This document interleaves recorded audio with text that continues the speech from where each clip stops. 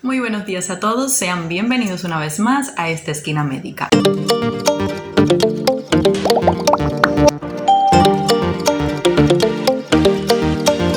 Un espacio donde ustedes y yo nos encontramos cada semana para juntos tratar temas de medicina. Yo soy la doctora Neidy Espino Bernal y les doy la bienvenida a este nuevo programa de Esquina Médica. Ahora quiero tomarme un minuto para felicitar a todas las madres del mundo, a todas las madres, las tías, las abuelas, a todas ustedes.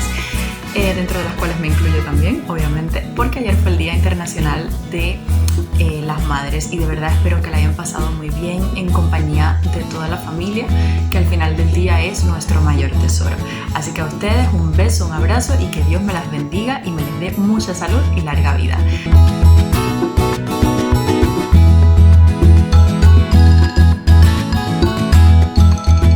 Estaremos conversando sobre una de las enfermedades que no solo afectan a madres y abuelitas, sino a toda la población en general, aunque se ha observado que es mucho más frecuente en el sexo masculino.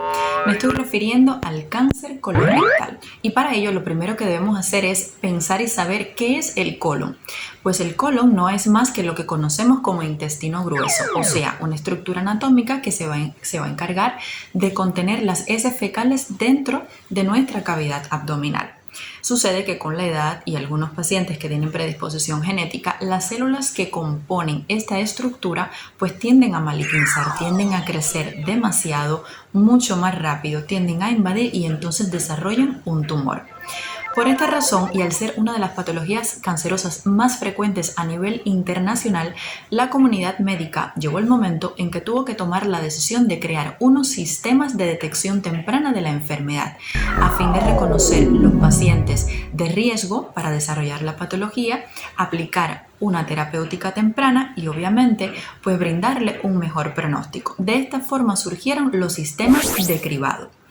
No solamente existe el cribado para cáncer colorectal, de hecho hay muchos otros. Está, por ejemplo, el cribado de cáncer de mama, que también es muy frecuente, el cribado de cáncer cervicoterino, otra de las patologías de estirpe neoplásica muy frecuente en la población. O sea que una vez que la población se dio cuenta, la comunidad médica se dio cuenta que la enfermedad tenía una alta prevalencia, pues decidimos implementar estos sistemas que hoy te voy a enseñar cómo lo desarrollamos, a quiénes lo aplicamos, a fin de que si tú eres uno de esos pacientes en riesgo, pues logres ir a tu médico lo antes posible y obviamente reducir la probabilidad de padecer esta condición. Bien, comencemos primero definiendo quiénes son aquellos pacientes que tienen una mayor susceptibilidad de tener cáncer colorectal. Mira, existen fundamentalmente 4 grupos de cáncer colorectal. El primer grupo va a ser aquel que al que le llamamos cáncer colorectal esporádico, o sea, es un cáncer que te aparece en relación con la edad. Aparecen pacientes mayores de 50 años y que a lo mejor tienen algún otro factor de riesgo, como por ejemplo sea un paciente que fume o sea un paciente que come mucha carne roja, muchos embutidos, muchos enlatados. O sea, hay múltiples factores de riesgo de los que te estaré hablando en otro video. Pero hoy quiero centrarme más bien a que conozcas cómo diagnosticar en fases tempranas esta enfermedad. Entonces, cáncer esporádico, el 65% de los casos van a ser estos pacientes. Luego tenemos otro grupo de pacientes que tienen una agregación familiar, una agregación genética. Vemos pacientes que tienen en un mismo linaje familiar, muchos pacientes, muchos miembros de esa familia tienen el cáncer, pero cuando se le estudia no logramos identificar cuál es el gen responsable de la aparición de ese cáncer. Entonces a este grupo le llamamos cáncer colorectal familiar. Y hasta aquí. Luego tenemos otro grupo de pacientes que se llaman o que están incluidos dentro de una categoría que se llama cáncer colorectal hereditario. Y este tipo de pacientes es verdaderamente muy importante porque aquí cuando estudiamos la familia sí que logramos reconocer cuál es el gen responsable en tu información genética que va a producir la aparición de la enfermedad. O sea, es un grupo en el que nosotros tenemos las alertas encendidas todo el tiempo porque sabemos que tiene el gen y que va a desarrollar el cáncer en algún momento de su vida. Aquí estaría, por ejemplo, el caso del síndrome de Lynch o la poliposis adenomatosa familiar, o sea, cánceres colorectales en el cual, por ejemplo, en el caso del síndrome de Lynch, el problema es que va a haber una mutación en los genes reparadores del ADN.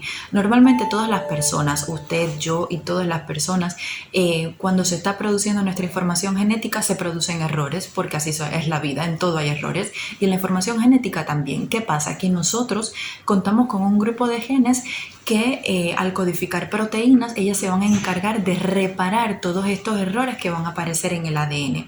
¿Qué pasa? Que los pacientes con un síndrome de Lynch, o sea, este tipo de cáncer colorectal hereditario, estos genes están mutados. Su información genética, estas áreas dañadas, no se van a reparar y se van a ir acumulando y acumulando y acumulando hasta que finalmente terminan en la aparición de una neoplasia. Y finalmente tenemos los pacientes que padecen de una enfermedad inflamatoria intestinal, sobre todo la colitis ulcerosa, que se ha demostrado que se comporta como un probable factor de riesgo para el desarrollo futuro de un cáncer colorectal. Entonces, la pregunta: ¿qué pacientes son los que recibirán este tipo de cribado que me aplican todos los médicos? Pues toda la población en general, usted, yo y el resto de las personas que vivimos en este mundo, nos van a aplicar el cribado en algún momento de nuestras vidas. ¿Cuándo? Ahora te lo voy a contar. Si eres un paciente que no ha tenido o no tiene en su familia ninguna historia de cáncer de colon, entonces haremos lo que en la población general. Comenzamos a los 50 años con un test de sangre oculta en heces. Ese es el examen que se utiliza para el cribado. Se te dirá que recojan las heces y entonces se analizará en el laboratorio si tienes sangre. Por eso es que se llama así, test de sangre oculta en heces. Y se va a hacer con una periodicidad de cada 2 años. Cada 2 años, después de 50 años, debes hacerte este test, tengas o no antecedentes en tu familia de cáncer colorectal. Entonces, ¿qué otro grupo de pacientes? Puede pasar que a lo mejor tengas un familiar de segundo o de tercer grado, o sea, primos, tíos, la abuela, familiares de segundo o tercer grado tengan antecedentes de cáncer de colon. En este caso, ¿tendré que hacerme antes el cribado? Pues no. Lo mismo, a los 50 años, sangre oculta en heces cada 2 años. Puede ser que uno de tus familiares en primer grado, o sea, o tu madre o tu padre, hayan tenido cáncer de colon. ¿Debo hacerme antes el test de sangre oculta en heces? Tampoco, te lo harás igual a partir de los 50 años cada 2 años.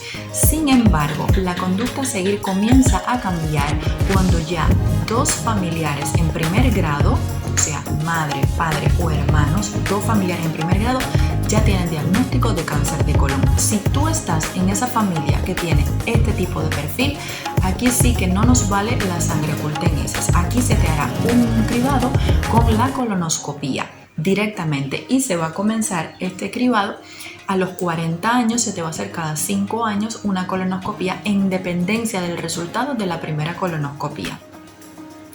Ahora, ¿qué otra cosa puede pasar? Que desgraciadamente tú seas uno de estos pacientes en los cuales existe el antecedente de una poliposis adenomatosa familiar. ¿Qué es lo que se va a hacer aquí?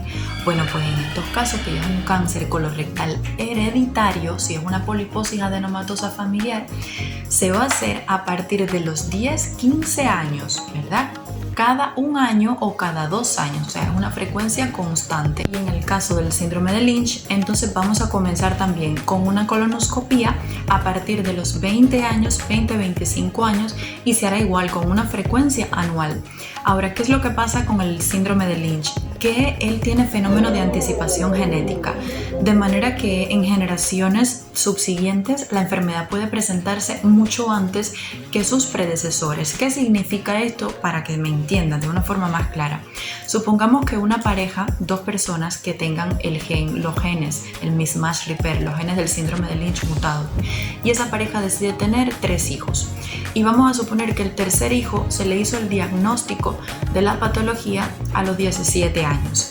Y resulta que después que se hace el diagnóstico, esa pareja desea tener y tienen otro hijo más. Bueno, a ese nuevo hijo habrá que hacerle la primera colonoscopía 5 años antes de esos 17 años, que fue el diagnóstico más temprano en ese linaje familiar. ¿Por qué? Por lo que te he explicado, porque puede presentarse mucho antes y porque nuestro objetivo es detectarlo antes de que aparezca la enfermedad o en fases iniciales para poder aplicar un tratamiento más eficaz y que el paciente tenga un mejor pronóstico a futuro. Entonces, bueno, esto era lo que te quería comentar. La verdad, hay muchísimo que hablar de cáncer colorectal. Te lo voy a ir contando programa a programa, poco a poco durante la semana, porque estoy con una faringitis muy intensa. De hecho, estoy con 37,5, no me siento nada bien. Pero bueno, quería, aparte de sentirme mal, compartir esta información con cada uno de ustedes. Si conoces a alguien que pues tenga antecedentes en su familia de cáncer de colon, por favor, compártele esta información. No te estoy pidiendo ni que te suscribas, ni que le des like a la campana, ni que escribas en los comentarios, nada de eso. Quiero, por favor, que le hables de estos conocimientos que hoy he tratado de transmitirte. Porque si tú lo haces, probablemente estés cambiándole el destino no solo a ese paciente, sino a toda su familia. Y si lo logras, puedes decir que has cumplido tu misión en esta tierra de sentirte la persona más feliz del mundo. Porque no hay verdaderamente algo más bonito que darle vida a cada una de las personas que nos rodean alrededor. Y valga la redundancia. Entonces, bueno, me voy a despedir por ahora. Les mando muchísimos besos, mil abrazos. Cuídense muchísimo. Nos vemos muy pronto en el programa de mañana. Que tengan un feliz día. Chao.